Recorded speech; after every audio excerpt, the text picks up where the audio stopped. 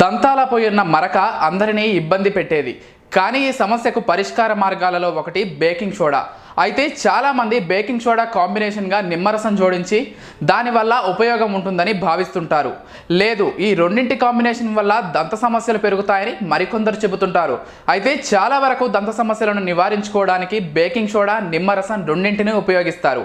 అయితే ఈ రెండు దంత సంరక్షణలో ఎంతవరకు ఫలితాలను ఇస్తాయో తెలుసుకోవాలి. తరచుగా ఉపయోగించే బేకింగ్ సోడా మరియు నిమ్మరసాలలో బేకింగ్ పౌడర్ వల్ల ఎలాంటి దుష్ప్రభావాలు ఉండవు.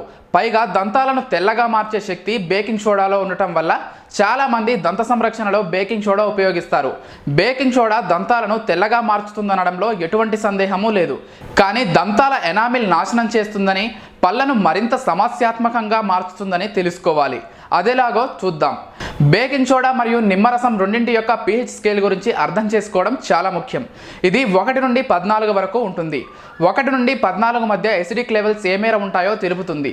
ఎసిడిక్ లెవెల్స్ ఎక్కువగా ఉంటే యాసిడ్స్ అధికంగా, లెవెల్స్ తక్కువగా ఉంటే యాసిడ్స్ తక్కువగా ఉంటాయని తెలుపుతుంది.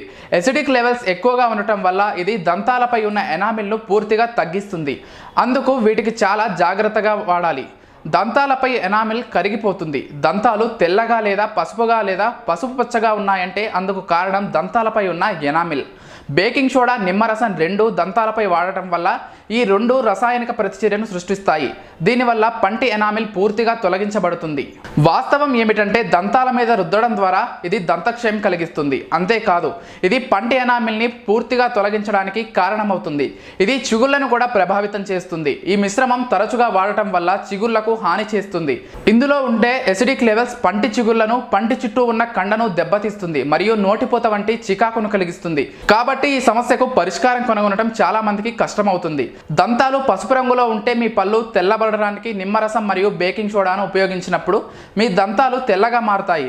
అయితే అదే సమయంలో దంతాల్లో దంతాల సెన్సిటివిటీ పెరుగుతుంది, దంతక్షయానికి గురి చేస్తుంది. దంతాలపైన డెంటినా అనే పొర తొలగించబడటం వల్ల దంతాలు పసుపుగా మారుతాయి. కాబట్టి దంతాలపై ఎనామిల్ తగ్గిపోకుండా ముందు జాగ్రత్త తీసుకోండి. నిమ్మరసం మరియు బేకింగ్ సోడా ఆరోగ్యపరంగా మంచి ప్రయోజనాలు అందిస్తాయి. కానీ వీటిని దంత సంరక్షణకు ఉపయోగించినప్పుడు ప్రతికూలతలను కలిగిస్తుంది. ఆరోగ్యానికి హాని కలిగించే పదార్థాలను ఉపయోగించే ముందు జాగ్రత్త తీసుకోవాలి. ఆహారం, టీ, కాఫీలు తీసుకున్న వెంటనే నీటితో నోటి శుభ్రపరచుకోవటం, పరిశుభ్రతను పాటించడం వల్ల దంతాలు శుభ్రంగా తెల్లగా మెరుస్తుండటం మాత్రమే కాకుండా హెల్తీగా కూడా ఉంటాయి. మేము చేసే వీడియోస్ మీ మొబైల్ కి నోటిఫికేషన్ గా రావాలంటే మా ఛానల్ ని సబ్స్క్రైబ్ చేసుకుని పక్కనే ఉన్న బెల్ ఐకాన్ ని యాక్టివేట్ చేసుకోండి.